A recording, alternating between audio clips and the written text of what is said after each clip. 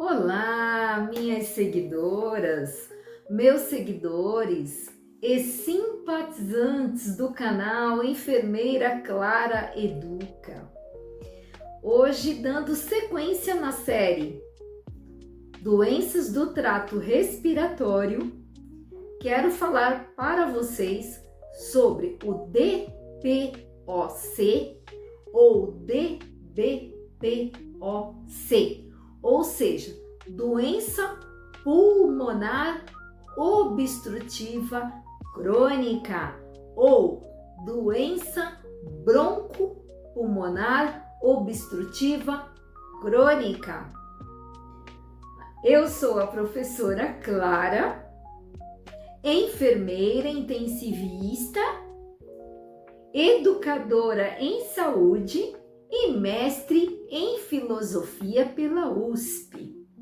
Então vamos lá falar do DPOC. Essa doença ela é considerada uma síndrome. E por que síndrome? Porque ela é composta por duas doenças.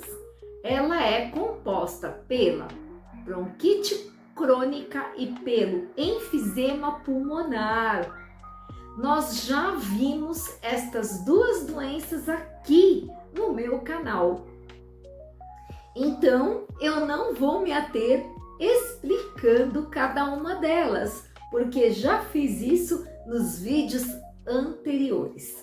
Então, se vocês tiverem alguma dúvida, entre lá nos vídeos dessa série que você vai encontrar falando sobre bronquite aguda, bronquite crônica e depois sobre o enfisema pulmonar, ok?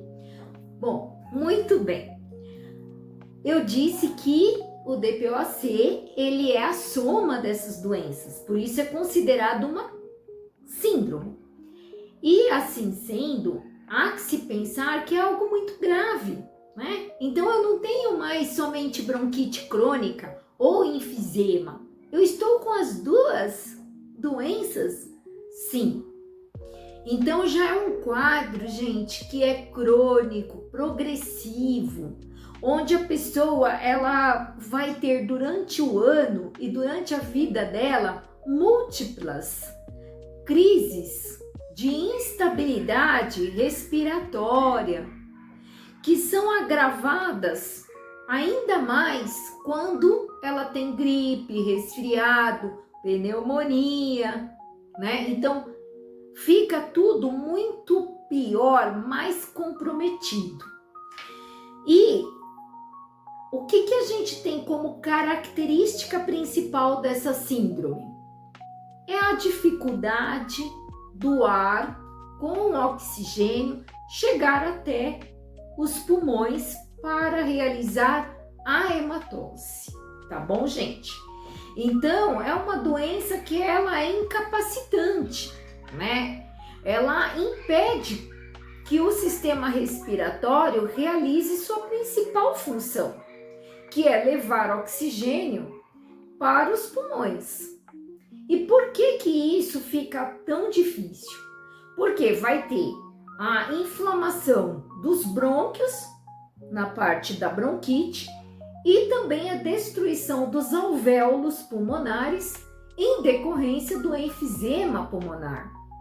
Então, os alvéolos não têm expansibilidade, alguns deles perdem totalmente a função, tendo realmente áreas de atelectasia, que a gente chama, onde os alvéolos estão totalmente disfuncionais, e tudo isso causa um quadro de muito desconforto respiratório na pessoa que tem essa doença, esta síndrome, tá?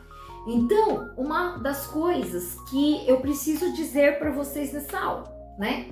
O ar que nós respiramos, ele tem 21% de oxigênio.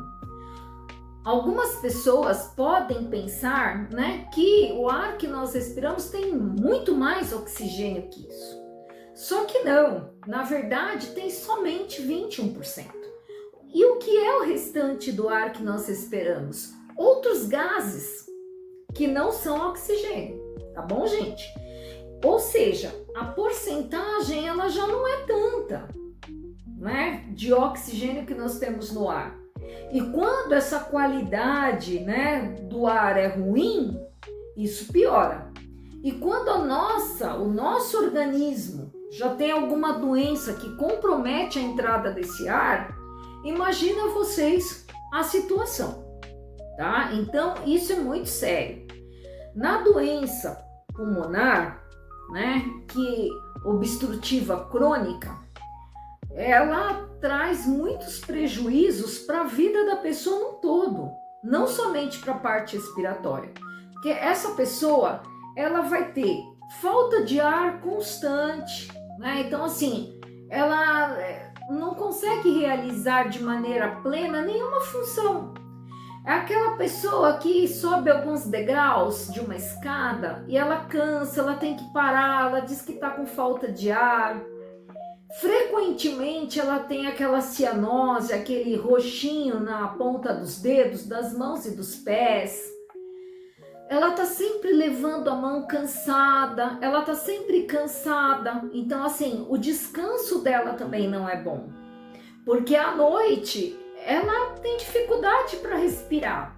Às vezes acorda com falta de ar, tem que dormir com múltiplos travesseiros, a cabeceira muito elevada. Então isso também prejudica a coluna cervical, um posicionamento ruim.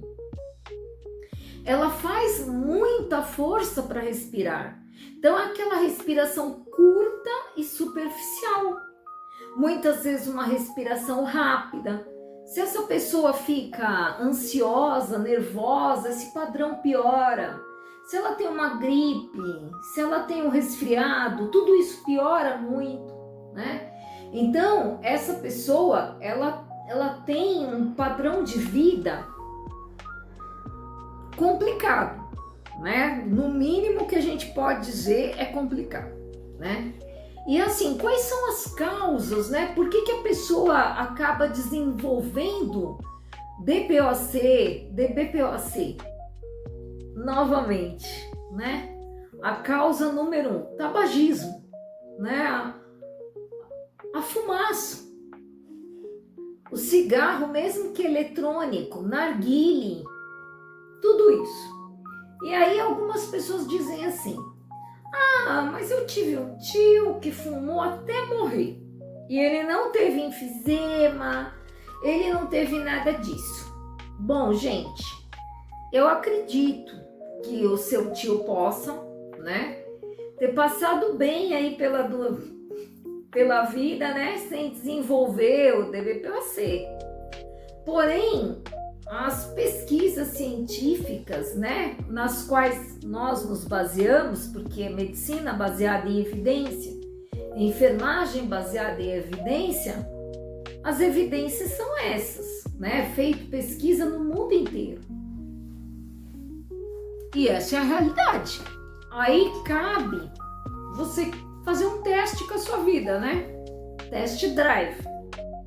Eu vou fumar e vou ver se meu organismo se comporta como o do meu tio. E aí vamos ver o que acontece. Só que eu acho que em termos de saúde, isso não é muito benéfico, né? A gente fazer testes. É melhor a gente prevenir, tá bom? Então, isso é muito sério. E aí o tratamento, né, da doença pulmonar obstrutiva crônica, ele é bem sintomático. Na verdade, a pessoa vive assim, de crises onde ela piora muito, às vezes precisa ser internada, ficar com oxigênio, não pode ser muito oxigênio, porque essa pessoa também ela é retentora de CO2, isso é tudo um universo à parte, não dá para eu explicar aqui num vídeo só, envolve muita fisiologia, estudo mais aprofundado. Mas a pessoa não pode receber grandes aportes de oxigênio, só um pouquinho. Inalação, broncodilatadores, bombinhas, né? É todo um arsenal para ela conseguir viver um pouquinho melhor. E essa doença, ela acaba impactando, né? E a pessoa acaba tendo outras doenças em decorrência dessa, né? Então, assim, o melhor tratamento é afastar a causa, mesmo que já tenha feito um grande estrago, né? Que você pode falar, mas a pessoa vai parar de fumar agora e assim, né? Ela já tá com a doença, né? Uma doença crônica, progressiva, sem cura. Deixa ela fumar então até morrer. A morte vai vir mais rápido, mais sofrida. Se essa pessoa parasse agora, continuasse fazendo reabilitação pulmonar, pode ser que ela tenha menos crises, né? Tem aí uma melhora, pelo menos ela não piore, né? Porque senão ela vai piorar cada vez mais, tá? E assim, sempre que ela tiver estados de gripe, resfriado, piora muito. Então essas são pessoas eleitas para anualmente tomar a vacina da gripe, para evitar, né, a disseminação da doença. Outra coisa, né, eu tenho falado muito aqui nos meus vídeos e vale a pena repetir, né? Prevenção, gente, prevenção da gripe.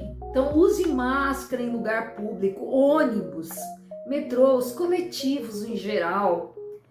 Quando você vai em lugar com grande aglomeração de pessoas, use máscara. É bom usar até N95, que protege mais, né? Partículas menor que 5 micras. Higienização das mãos, gente. Pelo amor de Deus, as pessoas chegam em casa, vão direto abraçar uma criança, né? Ou pôr a mão no rosto, no olho, no nariz, na boca.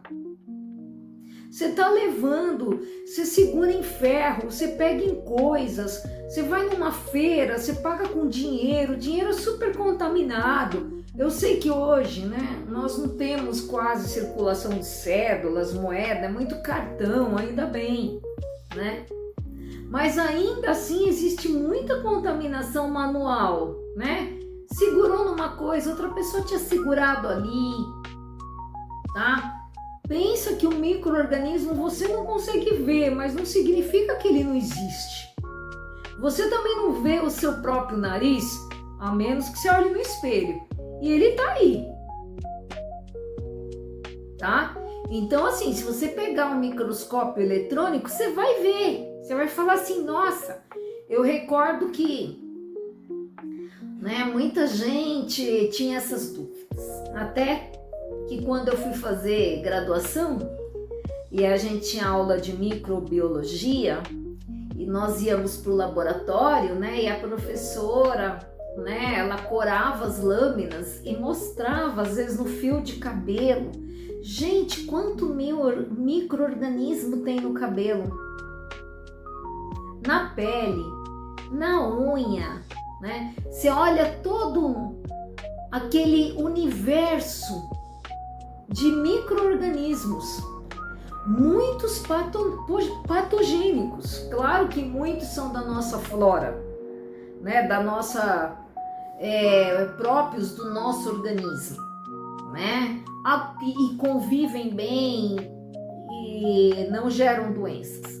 Mas muitos, principalmente quando você vai para um ambiente contaminado, hospital, circulação nas ruas, sabe, gente, as ruas elas estão repletas de pessoas que têm doenças. Nos nossos calçados, por isso é tão importante deixar o calçado fora de casa, tá? O calçado que você andou na rua não pode entrar assim.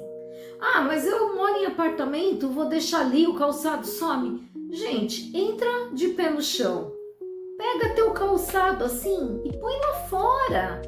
Sabe, numa área de serviço, numa varanda, em cima de uma superfície, depois você pega lá para você sair de casa. Ai, mas que trabalheira, Pro, não tenho tempo para isso. Mas aí você vai ter tempo para ficar doente numa cama, né? Você vai usar seu tempo, o seu dinheiro para comprar remédios, né? Você vai sentir todo aquele desconforto, porque não é uma coisa boa ficar gripado, com pneumonia, com asma, não é, né? Vai transmitir às vezes para pessoas que estão imunologicamente deficientes, que podem inclusive morrer, né? É um cuidado que você pode introduzir na sua prática diária, sabe? Ah, mas aí quando vem alguém me visitar, como é que eu faço? Coloca uma placa na frente da porta. Por gentileza, retire o calçado antes de entrar. É um respeito à minha casa.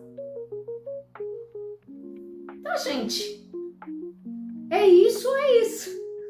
É fazer ou ficar doente, né? É uma questão de saúde pública. Então, assim, hoje nós temos consciência disso. Então, nós podemos escolher adoecer com mais frequência ou com menos frequência. Está totalmente relacionado ao nosso comportamento, à nossa mudança de hábito, tá bom? Então, eu vou encerrando a doença de DBPOC, né? Espero que as dicas aí sejam válidas e que vocês coloquem em prática.